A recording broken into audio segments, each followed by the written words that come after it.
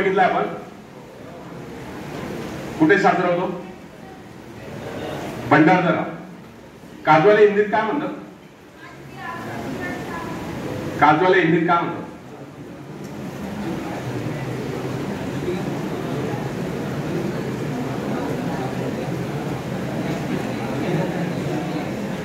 नाही माहिती? जुगनू. एक शेर ऐकवतो आणि पुढे कंटिन्यू करतो. बिना मेहनत के तख्तो ताज नहीं होते. बिना मेहनत के तख्तो ताज नहीं होते. ढूंढ लेते हुए जुगनू अंधेरे में भी मंजिल. ढूंढ लेते हुए जुगनू अंधेरे में भी मंजिल. क्योंकि वे किसी बाहरी रोशनी के मोहताज नहीं होते, वे स्वयं प्रकाशित होते. धन्यवाद.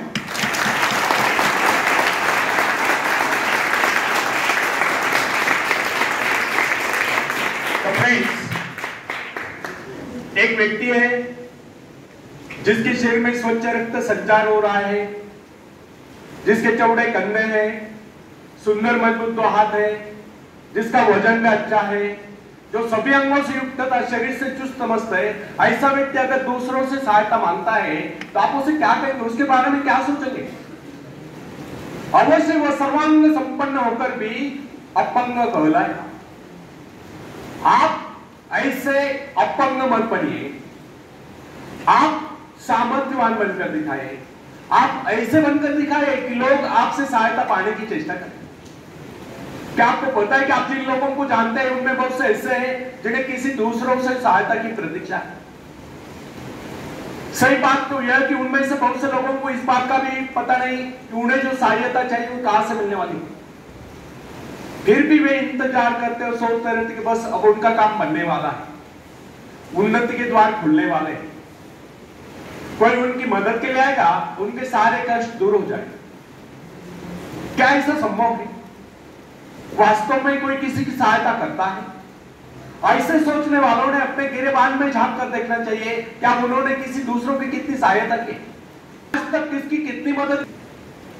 क्या कोई ऐसा व्यक्ति है जो कहता है कि उन्होंने उसे सहायता की थी इसलिए वो आज उन्नति की चोटी पर? फ्रेंड्स, यदि आपने या उन्होंने किसी दूसरों की सहायता नहीं की तो फिर किसी दूसरों से सहायता की प्रतीक्षा क्यों? ऐसे लोग केवल अपने भूल के कारण ही आगे बढ़ने से रह जाते हैं.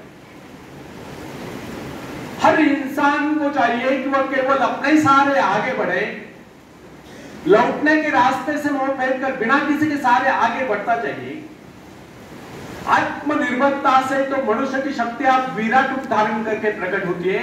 आत्मविश्वासी सफलता की नींव है. इसी आत्मविश्वास के सहारे हम दूसरों की सहायता करने में सफल हो सकते हैं.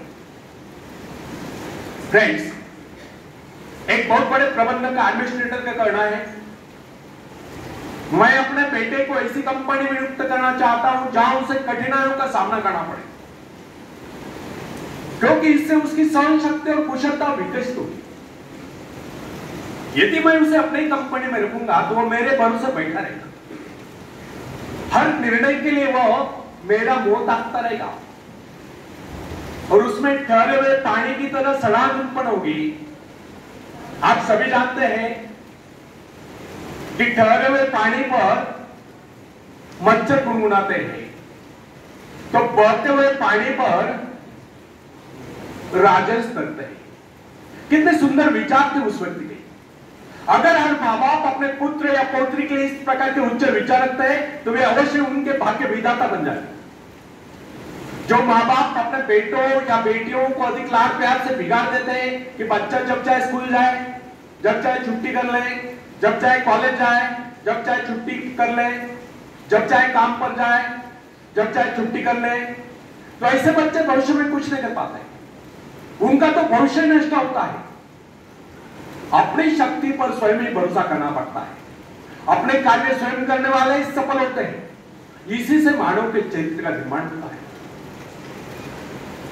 जिन बच्चों को यह पता हो जाता है कि वे अपने माँ बाप के सहारे जीवित रह सकते हैं, वे अपने बल पर कोई भी कार्य समर्थ होकर भी कर नहीं पाते.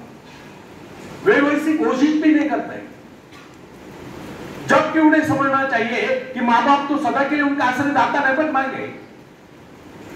एक दिन तो ऐसा आने वाला है जब उन्हें अलग अलग जीवन बिताना ही पड़ेगा। तब ऐसे लोगों को भयंकर मुश्किलों का सामना करना पड़ता है। इसलिए फ्रेंड्स, यदि आरंभ से अपने कार्य स्वयं करने की आदत डाली जाए तो यह आदत आपके भविष्य के लिए बहुत ही लाभकारी सिद्ध होगी। जब चाहे इस शक्ति के सहारे आप जमीन पर पांव टिकाकर आगे बढ़ सकते हैं। सफल वही होता है जो अपनी शक्ति पर भरोसा करता है। अपने काम स्वयं करने वाले सफल होते हैं, दूसरों के सहारे आगे बढ़ने वाले अक्सर भंवर में फंस जाया करते हैं। फ्रेंड्स, जिस नाव की पतवार आपके हाथ में नहीं, वह नाव आपको पार करा दे, इस बात की क्या गारंटी? आपका जीवन तो उसके हाथ में है जिसके हाथ में नाव की पतवार हो। वह चाहे तो आपको डुबो दे, चाहे पार करा दे। फ्रेंड्स, जब नदी में बाढ़ आती है तब जो साहसी है, जिसे अपनी शक्तियों पर पूरा विश्वास है, वह तो तय कर उस पार चला जाएगा। लेकिन जो डरपोक और कायर है, वह तो बीच मझधार में डूबकर अपनी जान दे देगा। सहायता पाना और सहायता की प्रतीक्षा करना, दोनों ही बातें प्रगति की राह में बाधा है। अतः हर युवक या युवती के लिए आवश्यक है कि शुरू से ही अपने काम स्वयं करने की आदत डालें। अपने माँ बाप आदि लोगों की शक्ति से विश्वास हटाकर केवल अपनी शक्ति के बल पर आगे बढ़ने की कोशिश करें। जिस क्षण आप बाहरी सहायता लेना बंद कर देंगे, उसी क्षण आपके भीतर आत्मनिर्भरता का अंकुर फूटते हुए महसूस होने लगेगा। स्वयं कार्य करते समय यदि आप असफल भी हो जाते हैं तो बिना उस असफल आए तुरंत उस कमी की खोज कीजिए जिसके कारण आपको असफलता मिली, और जैसे आप उस कमी को खोज निकाले तुरंत उसे दूर करने के प्रयास में जुट जाइए। आपका वास्तविक आदर तभी होगा जब आप एक सफल व्यक्ति के रूप में दुनिया के सामने होंगे।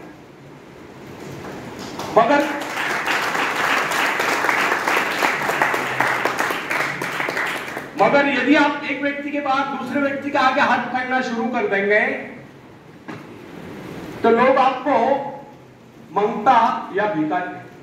अतः आप ये प्रयत्न कर लें कि आपको केवल अपने भरोसे जीना है, ना कि किसी की दया पर। क्योंकि बाहरी सहायता किसी वक्त में वरदान सिद्ध होती है, अधिकतर समय अभिशाप ही सिद्ध होती है। फ्रेंड्स, बाहरी सहायता मनुष्य की काम करने की गति को मंद करके शरीर में सुस्ती ला देती है। आप ऐसे लोगों से मैत्री कीजिए जो आपको जीवन में आगे बढ़ने की प्रेरणा दे। कुछ लोग एक बाजू यात्रा वाले होते हैं, फिर भी वे अपनी लगन और अपनी मेहनत से अपनी जीविका चलाते हैं। फिर तो आप तो हट्टे कट्टे फिर आगे बढ़ने की कोशिश आप क्यों नहीं कर सकते? मैं एक ऐसे व्यक्ति को जानता हूं जिसका एक पैर किसी रेल दुर्घटना में कट गया था। उसने कभी किसी से भिक्षा नहीं मांगी, किसी से दान लेना गवारा नहीं किया, यहां तक कि अपने बहन भाई का उसने कभी सहारा नहीं लिया। उसने एक छोटा सा धंधा फुटपाथ पर आरंभ किया।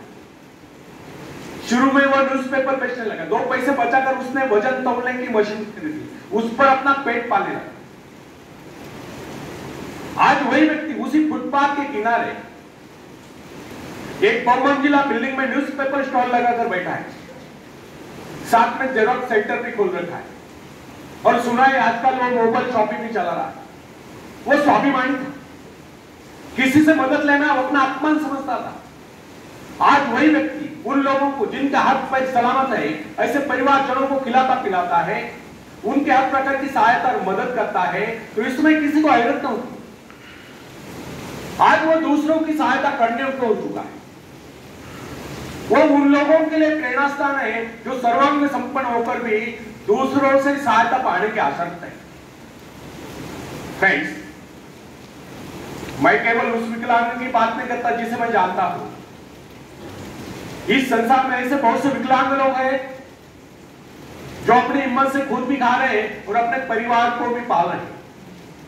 ऐसे स्वाभिमानी, मेहनती, आत्मविश्वासी और साहसी लोगों को अपनी जीविका चलाते देखकर हमें स्वयं के विषय में सोचना चाहिए कि क्या हम पूर्णतः स्वस्थ हैं। साथ ही सभी अंगों से युक्त तथा शरीर से चुस्त मस्त होकर भी क्या हम अपने आप को समर्थ समझने का अधिकार रखते हैं? यदि हाँ, तो फिर किसी दूसरों से सहायता की प्रतीक्षा क्यों? कोई भी स्वस्थ तथा सर्वांग संपन्न व्यक्ति तब तक अपने आप को समर्थ समझने का अधिकार नहीं रख सकता जब तक वो समझता है कि वह किसी के अधीन है। वास्तविक स्वतंत्रता एक ऐसा उपाय है जिससे मनुष्य की शक्ति दोगुनी जाती है। इस प्रकार की भावना अन्य किसी प्रकार से प्राप्त नहीं होती। जब कोई युवक या युवती अपने हिम्मत के सहारे किसी व्यापार में उतरता है तो उसके मन में एक श्रेष्ठ भावना अवश्य उत्पन्न होती है।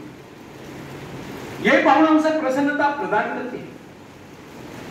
इससे पहले किसी का अधीन न होकर चाहे वह कितना ही बड़ा कारोबार क्यों न कर चुका, परंतु उसे स्वतंत्रता से अपने आत्मविश्वास के सहारे साहस के साथ काम करने में एक नए आनंद का एहसास होता है।